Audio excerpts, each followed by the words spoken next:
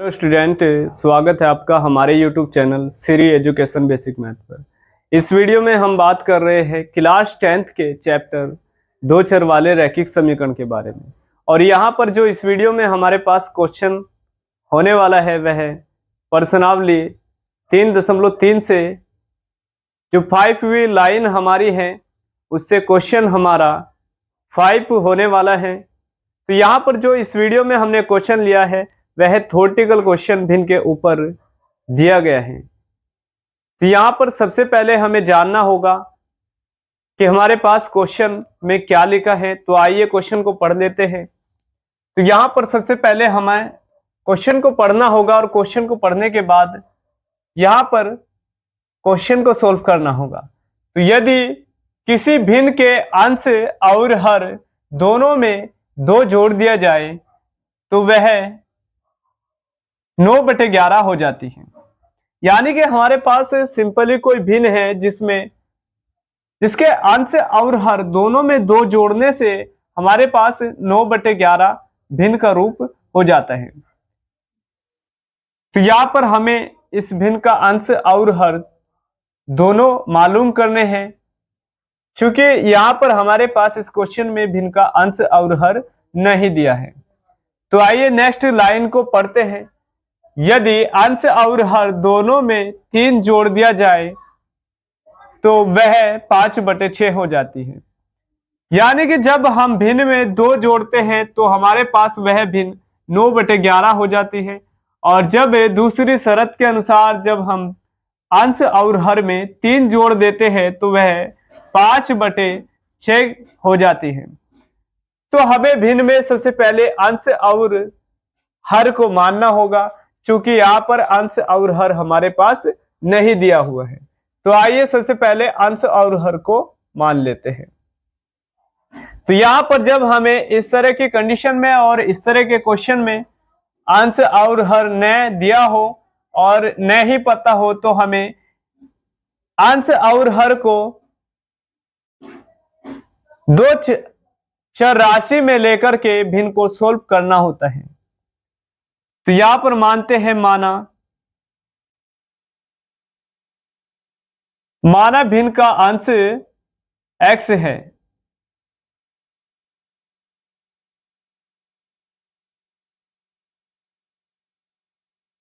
तो यहां पर हमने माना भिन्न का अंश x है तथा भिन्न का हर y है। तो यहां पर 2 चरों की हम बात कर रहे हैं और यहां पर हमने 2 चर मान लिए हैं। तो यहां पर प्रथम चर हमारा x है, दूसरा चर हमारे पास y है। x हमारा इस क्वेश्चन में अंश को माना गया है और हर को हमने y को माना है। तो यहां अब भिन्न हमारा जो हो जाएगा, यहां जो भिन्न हो जाएगा हमारे पास वह x/y हो जाएगा। तो पहले लाइन के शर्त को सबसे पहले हमें सोल्व कर करके भिन्न को बनाना होगा और यह समीकरण सबसे पहले प्राप्त करना होगा। तो आइए जानते हैं, यदि किसी भिन्न के अंश और हर दोनों में 2 जोड़ दिया जाए तो वह 9/11 हो जाती है। तो यहां पर प्रथम नियम के अनुसार प्रथम नियम से, तो जो पहला नियम हमारे पास इस क्वेश्चन में दिया गया है वह दिया है कि यहां पर अंश में भी 2 जोड़ दीजिए और यहां पर y में भी 2 जोड़ दीजिए। क्योंकि यहां अंश में हमारे पास 2 जोड़ने से और हर y में 2 जोड़ने से हमें मान 9/11 प्राप्त होता है। तो यहां पर अब हमें इतना करने के बाद यहां पर वर्ज गुणा करनी होगी। तो यहां क्रॉस मल्टीप्लाई, यानी कि यहां पर 11 की गुणा x और प्लस के 2 में करनी होगी और यहां इधर से हमें गुणा 9 में y + 2 की करनी होगी। तो यहां पर आइए गुणा करते हैं। तो 11 की गुणा का संबंध सबसे पहले लगाते हैं। x प्लस 2 में यहां पर 11 से गुना का संबंध लगा दिया है और बीच में बराबर, और यहां पर 9 से जब y प्लस 2 में करेंगे तो y का और प्लस 2 का संबंध हमने यहां पर 9 से गुना का लगा दिया है। तो यहां पर आइए गुना करते हैं, तो 11x प्लस 11 दूनी 22 और यहां पर 9y और प्लस 9 दूनी 18। तो यहां पर अब हमें करना क्या होता है, यहां जो हमारी चर राशि है उन्हें एक पक्ष में लाना होता है और अचर राशि को दूसरे पक्ष में पहुंचाना होता है। तो यहां पर y को हम चर राशि के पक्ष में जैसे ही लाएंगे, यानी कि पक्ष का मतलब पक्षांतर कर देंगे, तो यहां पर जो पॉजिटिव यानी कि प्लस का चिन्ह होता है वह माइनस हो जाता है, और जो माइनस का चिन्ह होता है वह प्लस हो जाता है। तो यहां पर 9 के पास हमारा छिपा हुआ प्लस था तो माइनस में आ गया, और यहां पर जैसे ही 22 को लाएंगे उधर पक्षांतर तो यह भी चिन्ह बदल जाएगा। तो यहां पर 18 जो का तो लिखेंगे, अब प्लस का चिन्ह यहां पर हटा दिया जाएगा और यहां पर लिखेंगे माइनस 22। तो यहां हो जाएगा 11x माइनस 9y बराबर में हमारा माइनस का 4 हमारे पास बच जाएगा। यह हमारे पास फर्स्ट समीकरण हमारे पास हो जाएगा। जो हमारे पास यहां पर फर्स्ट नियम था हमारे पास, उससे हमने यहां पर फर्स्ट समीकरण को बना लिया है। जो सेकंड नियम हमारे पास यहां पर दिया है उससे हमारा समीकरण सेकंड बन करके आ जाएगा। तो आइए अब दूसरे नियम से लिखते हैं। दूसरे नियम से, तो यहां पर दूसरा नियम हमारा क्या कहता है कि अंश और हर में 3 जोड़ दीजिए तो हमें भिन्न जो प्राप्त होगी वह 5/6 हो जाएगी। यानी कि x में 3 जोड़िए और यहां पर y में भी 3 जोड़ दीजिए।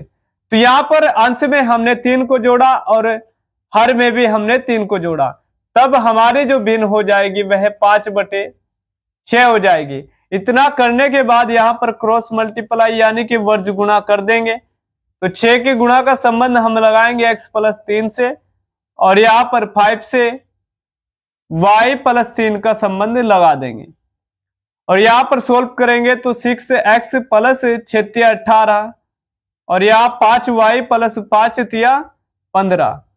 तो यहां पर फिर से वही नियम हमें लगाना होगा, चर राशि को चर राशि की साइड लाना होगा और अचर राशि को अचर राशि की साइड पहुंचाना होगा।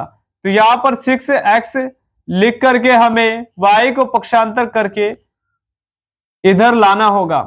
तो यहां पर जैसे यहां से उठ करके ये पक्षांतर होकर के आएगा तो प्लस से साइन चेंज होकर के माइनस में आ जाएगा। अब बराबर जो का तू यहां से प्लस हटा करके जो का तू 15 लिख दिया जाएगा, और यहां जैसे ही 18 को पक्षांतर करेंगे तो 18 हमारा माइनस में आ जाएगा। तो यहां लिखेंगे 6x माइनस का 5y बराबर -3। यह हमारे पास समीकरण सेकंड हो जाएगा। तो यहां पर जानिए कि समीकरण फर्स्ट में x और y के मान हमारे क्या लिखे हुए हैं। तो यहाँ x का गुणांक हमारे पास 11 है और समीकरण सेकंड में हमारे पास x का गुणांक 6 है, यानी कि हमारे गुणांक बराबर नहीं है। और यहाँ पर जो y का गुणांक है यहाँ पर समीकरण फर्स्ट में 9 लिखा है और यहाँ पर समीकरण सेकंड में 5 लिखा है।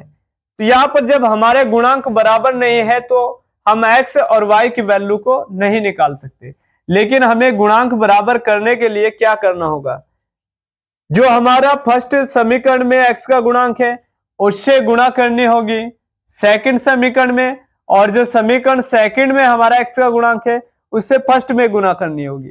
तो आइए इस लाइन को सबसे पहले लिखते हैं। तो समीकरण फर्स्ट में सेकंड में 6 व यहां पर जो x का गुणांक 11 है तो 6 व 11 से करने पर,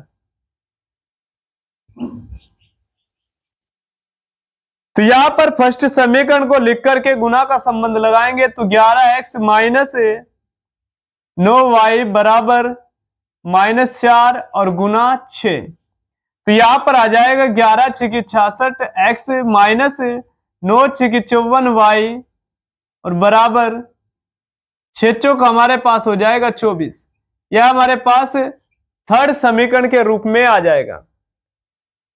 तो आइए अब यहां पर हमने जैसे थर्ड समीकरण को बना लिया है, तो यहां पर हमने फर्स्ट समीकरण में गुना किया है।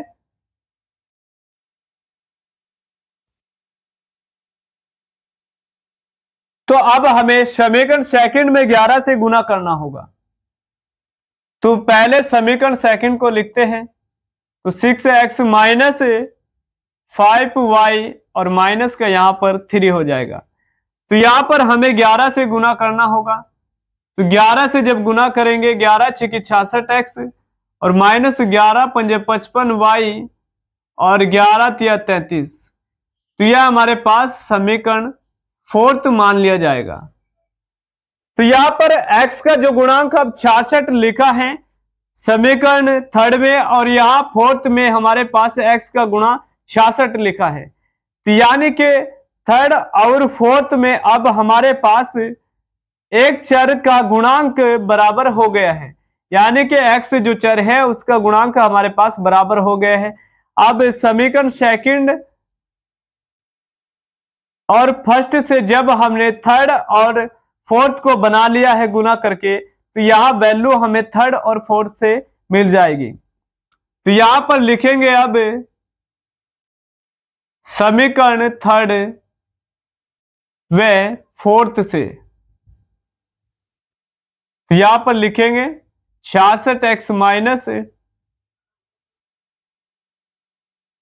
सबसे पहले हम थर्ड को लिखेंगे यहां पर 66x माइनस 54y और बराबर में 6 चौक जो हमारा 24 आया था उसे लिख लेंगे। और यहां पर लिखेंगे दूसरा फोर्थ समीकरण को। तो 66x माइनस 55y और यहां पर माइनस 33। तो यहां आपको दिखाई दे रहा होगा जो x का गुणांक है यहां पर वह दोनों और प्लस में है। तो यहां पर हमें समीकरण को सोल्व करके एक टर्म को काटना होता है। तो यहां पर साइन चेंज करने होंगे, तो लिखेंगे घटाने पर। तो जैसे हम घटाने पर लिख देते हैं तो यहां पर साइन चेंज हो जाएंगे। जहां माइनस होता है वहां प्लस आ जाता है, और जहां प्लस होता है वहां माइनस आ जाता है। तो यहां छिपा हुआ प्लस था तो माइनस, यहां माइनस था तो प्लस, और यहां माइनस तो प्लस।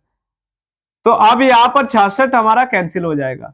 तो यहां y का गुणांक प्लस में 55 है, बीच के चिन्ह की कोई वैल्यू नहीं है, और यहां पर 54, तो हमारा बच जाएगा ओनली y। और यहां पर हम जैसे ही घटाएंगे तो यहां 33 में से माइनस का 24 घटाएंगे, चूंकि हमारा अब प्लस का 33 यहां पर हो गया है, चूंकि माइनस के चिन्ह की कोई वैल्यू नहीं है जो बीच में रखा हुआ है। तो यहां जैसे ही हम 13 में से 4 घटाएंगे तो हमें मिलेगा 9। अब y की वैल्यू हमें प्राप्त हो गई है। अब हमें x की वैल्यू को लाना होगा। अब आप किसी भी समीकरण में y की वैल्यू को रख दीजिए तो आपकी जो x की वैल्यू है वह निकल करके आ जाएगी। तो आइए y की वैल्यू को हम समीकरण फर्स्ट में रखते हैं। तो यहां पर लिखेंगे समीकरण फर्स्ट में y का मान रखने पर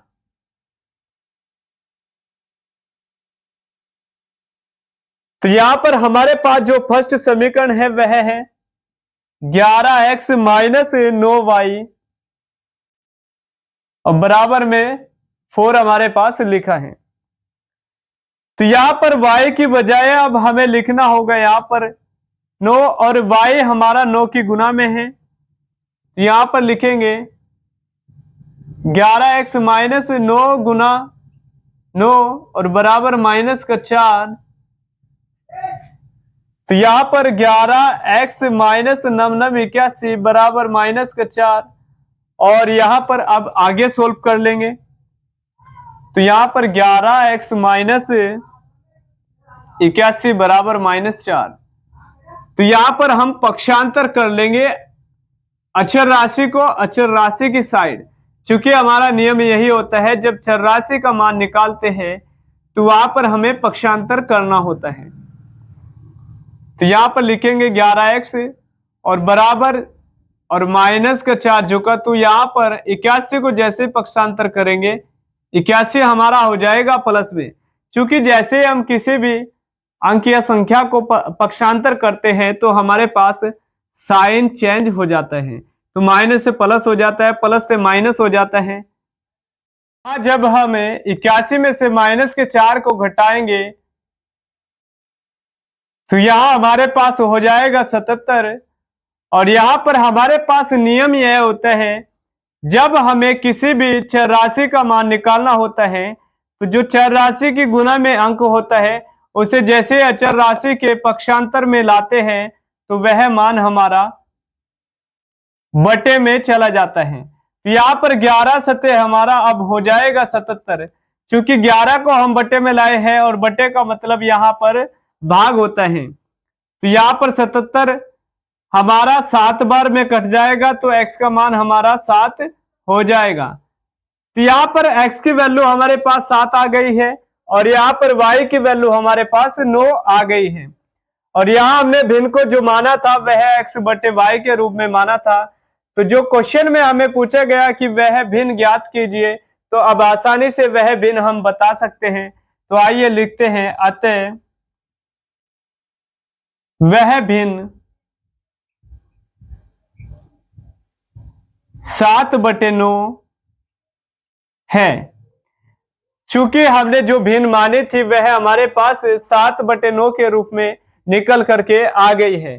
तो स्टूडेंट, इस वीडियो में इतना ही। फिर मिलते हैं नेक्स्ट वीडियो में। और नेक्स्ट वीडियो हमारा पाने के लिए हमारे चैनल को कीजिएगा सब्सक्राइब। और उम्मीद करते हैं स्टूडेंट कि यह क्वेश्चन जो भिन्न के ऊपर हमने दो चर रैखिक समीकरण से आपको समझाया है, आपकी समझ में आ गया होगा।